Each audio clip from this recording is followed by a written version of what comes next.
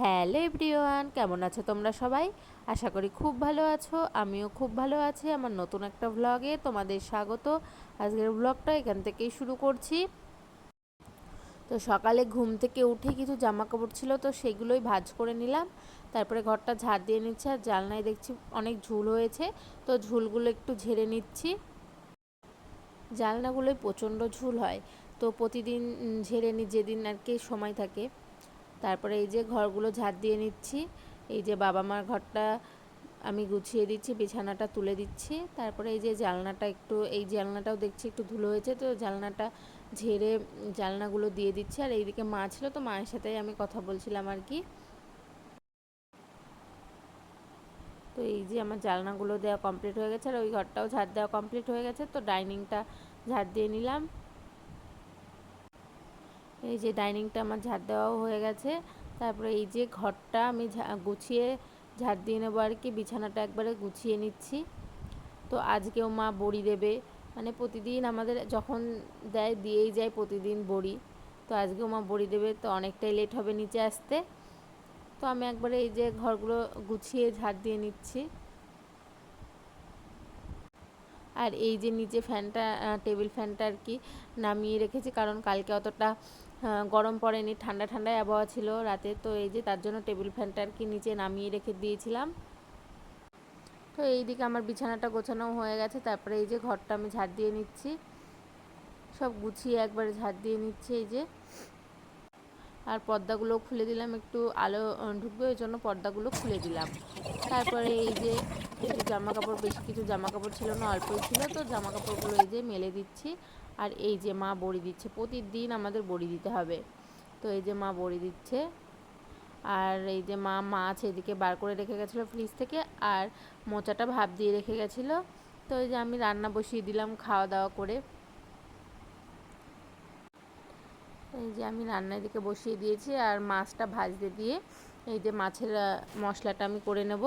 তো এই যে পেঁয়াজটা কেটে নিচ্ছি, আজকে পেঁয়াজ দিয়ে দই দিয়ে একটু আর কি করব মাছটা, তার জন্য পেঁয়াজটা কেটে নিচ্ছি। আর পেঁয়াজটা কাটার পরে মশলা করতে গিয়ে কারেন্টটাও চলে গিয়েছিল আর কি। তারপরে যাই হোক মাছটা ভাজতে ভাজতে আবার কারেন্টটা চলেও এসেছিলো। তো ওইদিকে আমার মাছের ঝোল হয়েও গেছে। তারপরে এই যে আমি কড়াইটা মুছে নিচ্ছি। এইভাবে কড়াইটা আমি মুছে নিই, নাহলে অনেকটা পুড়ে যায়, ওই জন্য কড়াইটা একটু জল দিয়ে ধুয়ে আমি মুছে নিই। তারপরে এই যে তেলটা বড় ঢপে থেকে ঢালতে গিয়ে পড়ে গেল বলে আমি আবার তুলে রেখে দিলাম, অনেকটাই তেল পড়ে গেছিলো।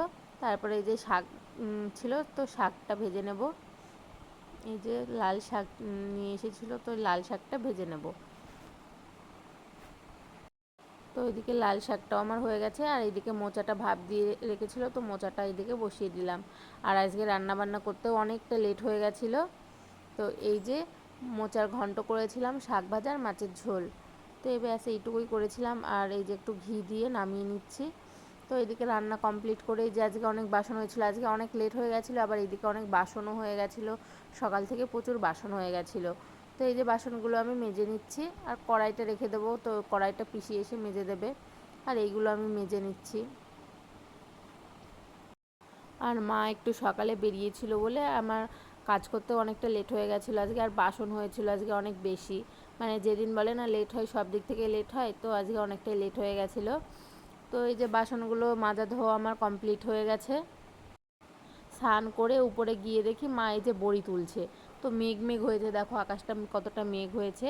তো মেঘ দেখে মা বলছে বড়িগুলো কেমন হবে কে জানে। তো যা হয় হবে, ভালোই হবে যা হবে।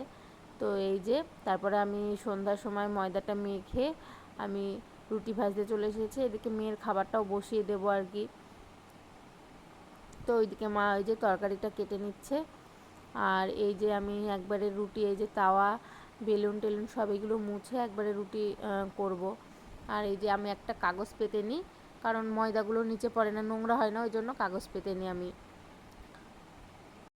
আমি রুটিটা করছিলাম বলে মা বললো আমি আর বসে থেকে কী করবো, আমিও কালকের জন্য তরকারিগুলো কেটে রেখে দিই। তো তার জন্য মা তরকারিগুলো কেটে রাখছিল, আর আমি এদিকে রুটিটা ভেজে নিচ্ছিলাম। আর আমরা আজকে বেশি কিছু করব না, রুটি আর হচ্ছে ডিম ভেজে নেব একটু, মানে ডিমের ভুজিয়া বলতে পারো, ডিমটা ভেজে আর রুটি দিয়ে খেয়ে নেব। আর এদিকে ডিমটা ভাজতে যাব সেই টাইমটায় আর কি কারেন্ট চলে গেছিলো, তো ভিডিওটা করা হয়নি। এদিকে আমার এই যে রুটিগুলো ভাজা হয়ে গেছে, তো এইগুলো এই যে মুছে আমি আবার রেখে দিলাম।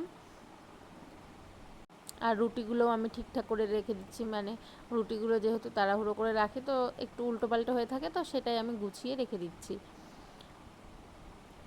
আর এদিকে এই যে 3টে ডিম আমি ভেজে নেব।